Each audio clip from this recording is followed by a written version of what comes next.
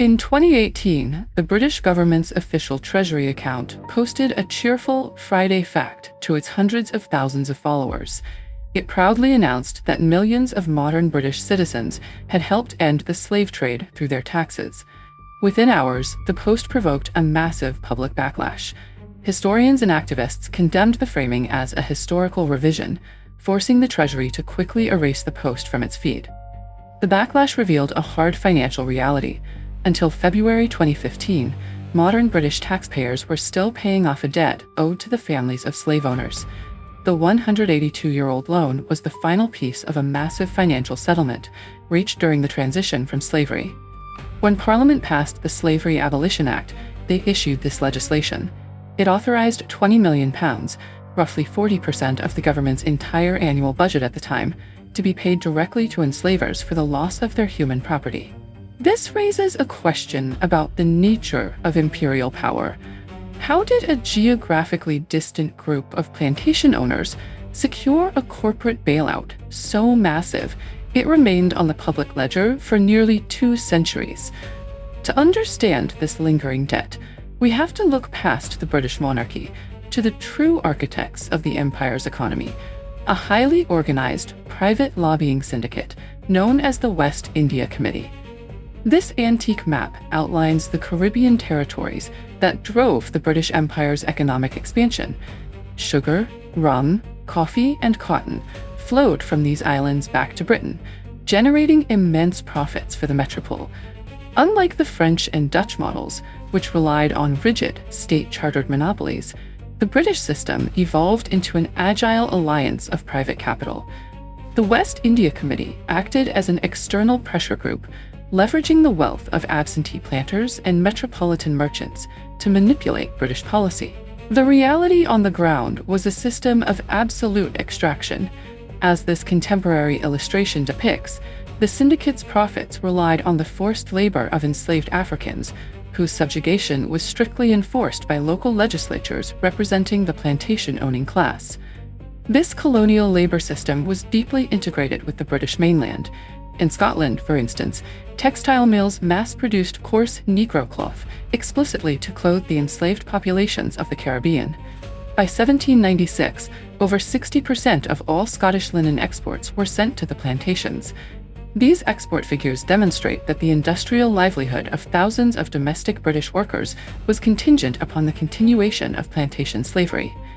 The capital generated in the Caribbean provided the liquidity and market demand that accelerated the development of the British Industrial Revolution. By the late 1790s, London was the busiest port in the world, with up to 14,000 ships arriving annually. High-value tropical commodities like sugar and rum sat in congested quays, where systematic theft by dock laborers cost West India merchants an estimated £500,000 in a single year. The existing system of parish watchmen was entirely unable to stop the losses. In July 1798, the West India Committee took unilateral action, funding and establishing their own private security apparatus, the Marine Police Institution. This force introduced a new method of protecting capital. Instead of simply punishing theft after the fact, the Marine Police proactively guarded the docks and searched laborers. They regimented the movement of workers, searching them before they boarded ships and again upon disembarking. The force successfully protected the committee's property and helped secure customs revenue. In 1800, the British state absorbed the institution, eventually renaming it the Thames River Police. They funded propaganda newspapers like the Glasgow Courier and deployed agents to warn audiences that ending slavery would lead to universal beggary and starvation. While they could not stop the Slavery Abolition Act of 1833, the lobby secured a historic financial concession. They successfully negotiated the £20 million compensation package for themselves, while the enslaved people received nothing for generations of forced labor. With the state payout secured, the syndicate's trading houses looked for new ways to maintain plantation profits. They utilized their massive shipping fleets to establish a lucrative new trafficking network. They pivoted to the coolie trade, importing hundreds of thousands of indentured Asian laborers to the Caribbean. These workers were bound by highly coercive, multi-year contracts, working in estate conditions that contemporary observers noted differed little from the previous system of chattel slavery. The Slavery Abolition Act changed the legal status of labor, but the West India Committee ensured the exploitation continued. By rebranding slavery as bonded labor, they executed a demographic pivot that kept their corporate machine running for another century. The West India merchants took their massive state payouts and laundered them into domestic respectability. They funneled the profits of Caribbean bondage into the physical infrastructure and financial institutions of modern British cities. Merchants like James Ewing, who owned hundreds of enslaved people in Jamaica, became celebrated civic leaders. Ewing used his slave-derived fortune to fund hospitals, asylums, and art galleries, embedding the profits of human trafficking into the respectable fabric of the city. Over time, the West India Committee rebranded itself again.